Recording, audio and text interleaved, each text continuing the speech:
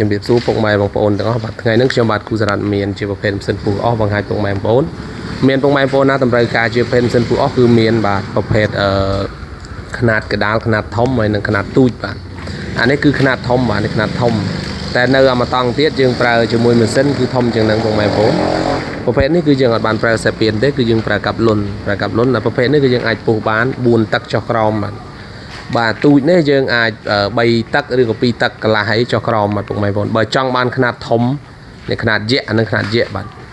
ຂະຫນាតយក្សហ្នឹងប្រវែងវា1.20 ម៉ែត្របាទពុកម៉ែបងប្អូនអានឹងគឺអាជីវកម្មធំអស់តាមព្រៃគឺយើងអូខេហើយបាទប៉ុណ្ណឹងបាទនោះຂະຫນាតទូចទេបាទនោះຂະຫນាតទូចទេ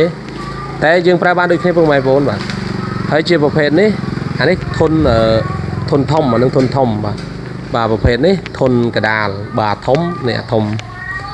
បាទអាប្រភេទនេះគឺយើងប្រើជាប្រភេទម៉ូទ័របាទទៅ3សេសទេអាហ្នឹងបាទតែ3សេសហ្នឹងខ្លាំងបងប្អូនខ្លាំងយើងអាចបំបែកអស់បានទៅដល់4ទឹកគឺខ្លាំងបាទប៉ុណ្ណឹងវាអាចទទួលយកបានបើពុកម៉ែបងប្អូនណាដែលតម្រូវការបាទជាប្រភេទអាជីវកម្មពុះអស់បាទតាមផ្ទះឬក៏តាមព្រៃតាមអីគឺយើងយកប្រភេទហ្នឹងទៅបានបើតាមព្រៃយើងប្រើជាម៉ាស៊ីនបាទជាប្រភេទនេះយើងប្រើម៉ូទ័រសម្រាប់យើងនៅចិត្តភ្លើងបាទភ្លើង12វ៉ុលទេបាទភ្លើងអធិស្ឋានបាទភ្លើង220បាទអានេះគឺយើងប្រើជាមួយភ្លើងរត់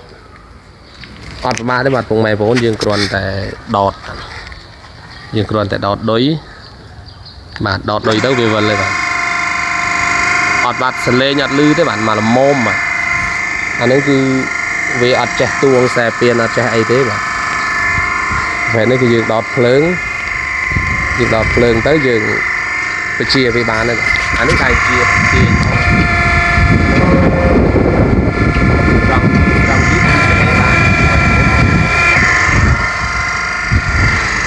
បាទពុកម៉ែបងប្អូនណាតម្រូវការអាចទៅមកបានបាទជាបាទគូសារ៉ាត់អត់មានអីច្រើនណាវីដេអូក្រោយបាទទស្សនាអាធំបាទ